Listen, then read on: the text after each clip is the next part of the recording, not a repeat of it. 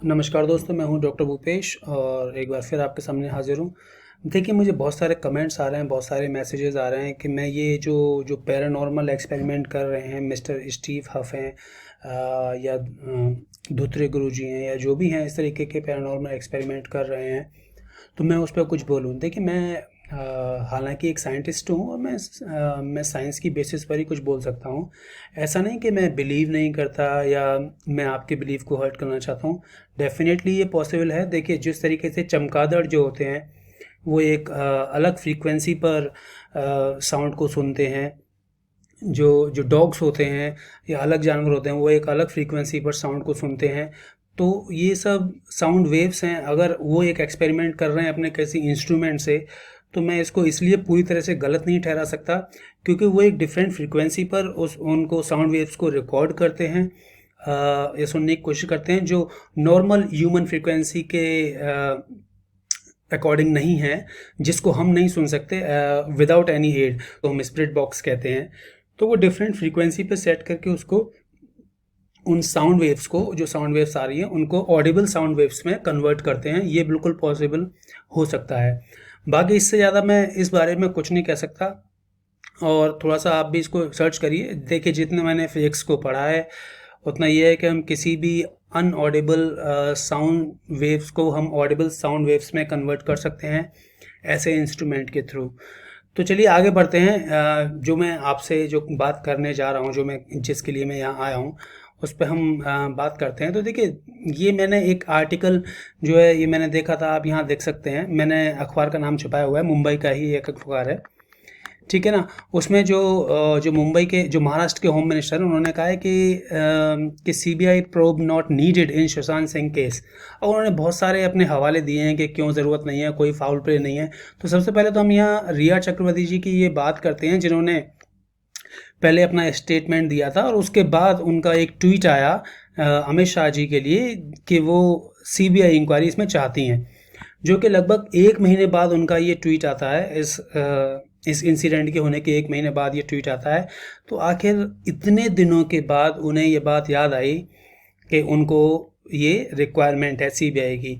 देखिए, यहाँ पे दो एंगल्स हो सकते हैं। या तो सारे जो एविडेंसेस है वो मिट चुके हैं, या फिर पूरा मामला सेट हो चुका है कि अब सीबीआई इन्वेस्टिगेशन हो भी जाए तो कुछ नहीं, या फिर अपने आप को एक क्लीन चिट देने के लिए कि चलिए मैं सीबीआई इंक्वायरी की मांग करती हूँ तो मुझ पर शक ना किया जाए। डेफिनेटली देखिए, शक इसलिए हो रहा है क्योंकि वो उनके काफ़ी क्लोज थी। जो भी क्लोज होंगे उन पर शक हो रहा है। ऐसा नहीं है कि वो इन्वॉल्व हैं पूरी तरह से या नहीं भी हैं, अभी कुछ नहीं कह सकते इस बारे में। पर उनका इस तरीके का बिहेवियर जो एक महीने के बाद, जब जब आम जनता दूसरे दिन से ही ये चिल्ला रही है कि सीबीआई प्रोब होना चाहिए, सीबीआई इन्वेस्टिगेशन होना चाहिए, उनका एक महीने बाद ये स्टेटमेंट आता है कि सीबीआई इन्वेस्टिगेशन इसमें होना चाहिए। तो क्या ऐसी बात है जो उनको पता है, या क्या ऐसी बात है जो उनको नहीं पता है, जो अब वो सीबीआई की डिमांड कर रही हैं यहाँ पर, ठीक है। और वो लिखती हैं, आप ये देखेंगे ये लाइन लिखती है, I request with you folded hand to initiate the CBI inquiry into this matter. I only want to understand what pressure prompted Sushant.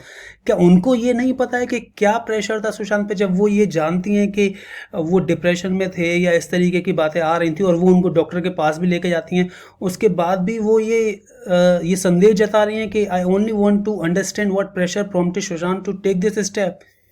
तो ये तो एक बहुत ही अचंभे वाली बात हो गई। इनफैक्ट आपको बताना चाहिए कि क्या प्रेशर उन पे था, आपको खुल के सामने आना चाहिए, आपको स्टेटमेंट देनी चाहिए अपनी जो है पुलिस को कि उन पे क्या प्रेशर था, बजाय ये पूछने के कि मैं भी ये जानना चाहती हूँ कि ऐसा क्या प्रेशर था उन पे जो सुशांत को ये करने पे मजबूर कर दिया। तो आप एक तरफ ये मान रही हैं कि ये सुसाइड है, दूसरी तरफ आप सीबीआई की इंक्वायरी चाह रही हैं। तो ये देखिए बड़े कॉन्ट्राडिक्टरी यहाँ पे स्टेटमेंट हो रहे हैं।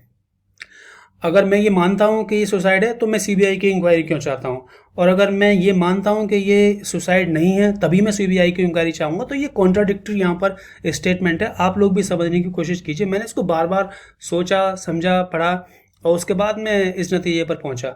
दूसरी बात क्या है, देखिए, whether this case fit for CBI probe और नॉट, आप यहाँ पढ़ेंगे कि अखबार भी बता रहा है जैसे कि उन्होंने सुसाइड कमिट किया जून 14 को, और मुंबई पुलिस ने अपनी पूरी छानबीन में ये पाया कि कोई भी सस्पिशियस प्राइमा फेसी नहीं हैं।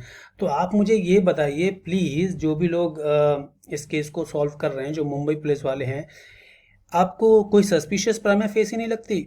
आप वहाँ गए, आपको बॉडी लेटी हुई पाई, आपको बॉडी बेड पे पड़ी हुई पाई, तो आपने क्या टंगते हुए देखा, बॉडी को लटकते हुए देखा? क्या आप ये कह सकते हैं कि इसमें कोई भी एंगल नहीं है ये होमिसाइड का?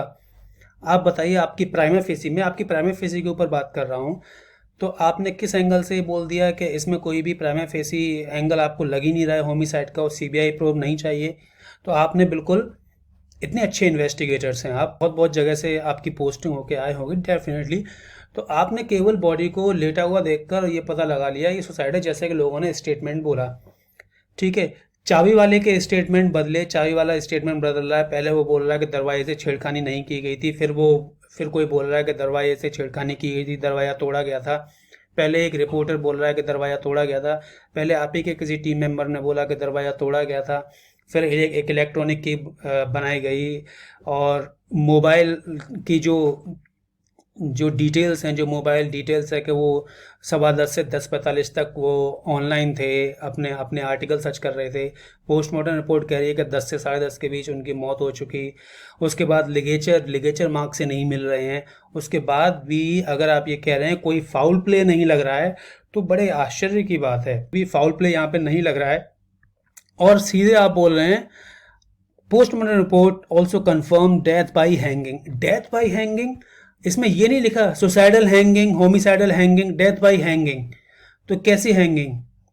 क्या सुसाइडल हैंगिंग से डेथ हुई है, होमिसाइडल हैंगिंग से डेथ हुई है?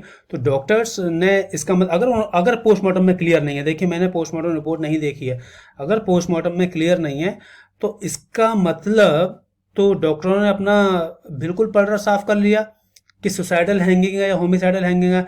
अगर उसमें लिखा हुआ है सुसाइड और आप उस बेसिस पर कह रहे हैं कोई भी फाउल प्ले नहीं है, तो अपनी जो बाकी के स्टेटमेंट्स है, जो बाकी की इन्वेस्टिगेशन है, प्लीज़ उसकी तरफ एक नज़र ज़रूर डालिए कि कोई फाउल प्ले है या नहीं है इस गेम में। और उसके बाद आप ये कहते हैं, आप यहाँ पे लिख रहे हैं कि पूरे 1 महीने के इन्वेस्टिगेशन में ये पाया गया कि कोई भी अबेटमेंट टू सुसाइड भी नहीं है, कोई फाउल प्ले नहीं है। फिर आप इतने ज़्यादा इंटेरोगेशंस, इतने ज़्यादा इन्वेस्टिगेशंस फिर किस लिए कर रहे हैं? इंटेरोगेशन किस लिए अगर कोई फाउल प्ले नहीं है? आप बताइए प्लीज़ मुझे।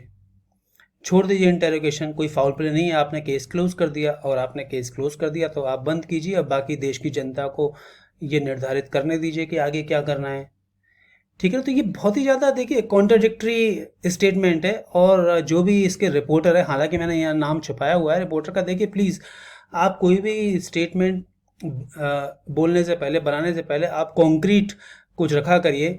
देखिए यहाँ पे दोनों चीज़ें हो रही हैं, एक रिया चक्रवर्ती जी जो सीबीआई की मांग कर रही हैं, जो उनके इतने करीबी थी, उधर से फिर पुलिस कह रही है कि इसमें कोई फाउल प्ले नहीं है। अगर फाउल प्ले नहीं है तो फिर इन्वेस्टिगेशन किस लिए चल रहा है?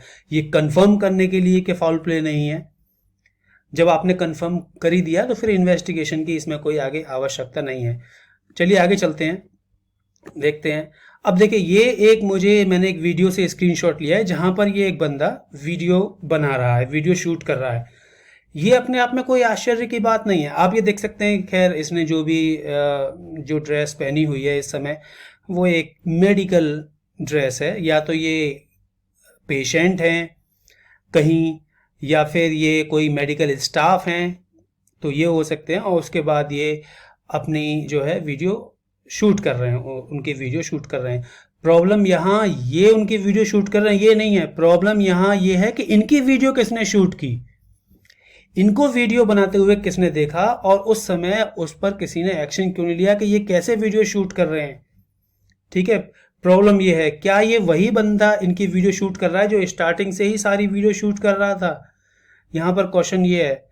तो मैं पुलिस से दरख्वास्त करूंगा कि अपनी इन्वेस्टिगेशन में, देखिए बहुत चेहरा साफ है, हर चीज़ है, आपने ये लोकेशन भी देखी होगी, ये कहाँ की है मुझे नहीं पता है, मुंबई में ये किस जगह की, ये जब हॉस्पिटल पहुँच गए थे उस जगह की, या उनके बांद्रा वाले जो घर है उसके आसपास की कहीं की लोकेशन है, जहाँ की भी है। पर इसकी यूनिफॉर्म देखकर तो ये लग रहा है कि बंदा या तो पेशेंट है या फिर ये हॉस्पिटल में कोई स्टाफ है। और देखिए फ्लैश भी ऑन किया हुआ है, बाकायदा बढ़िया तरीके से रिकॉर्डिंग चल रही है, दिन में फ्लैश ऑन किया हुआ है, अच्छी बात है।